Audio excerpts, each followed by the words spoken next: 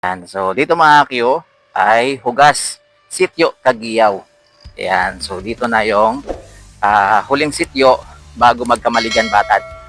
O, di ba? Kaya shoutout po sa mga taga Sitio, Caguiao. O, di ba? Grabe yung mga pangalan ng sitio dito, guys. No? Caguiao. Ayan. Ganda ng panahon ngayon, no? Hindi mainit. Anong oras na ba? 4:03 na po ng hapon. Ayan. So, shoutout po sa mga taga Caguiao. Ayan, yung boundary dito guys, ng Caguiao at saka Camaligan ay dun banda sa parang tulay. Ayan.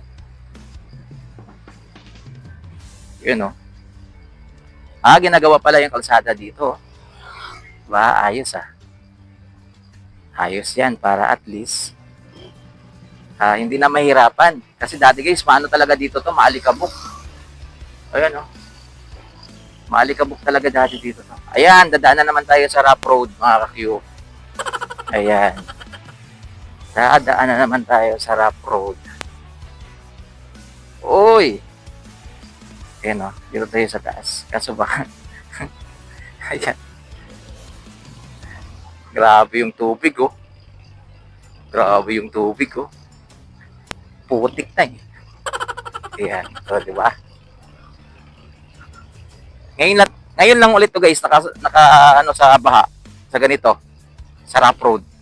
Yan, kasi hindi ko talaga dinadaan sa rough road tong motor na to guys, kasi nga iniiwasan ko nga yung gulong ng motor na to manipis na, di ba? So ito, bahala na to guys. Pag na platan tayo nito, yan, tawag na lang tayo ng ano, ng rescue.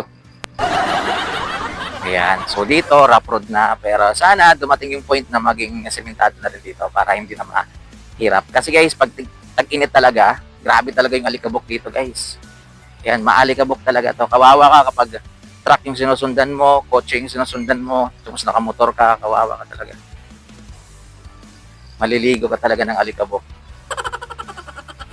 Dito, Caguiao. Ayan, shout out po sa mga taga Caguiao. Ayan. So mamaya magtatanong tayo kung hanggang saan yung Sitio Caguiao. Yan, Barangay Hugas. 14 lang yung takbo natin mga Q ah. Pero pakiramdam ko parang shaky na yung ano natin. Kasi ito rough road kasi yung dinadaanan natin. Pagtsagaan nyo na mga Q. Yan. Pag nakabili tayo ng magandang camera mga Q. Yan. Okay na yun. Yun oh. Dito naman, semento naman. Yan, no? Tapos dito mga Q, meron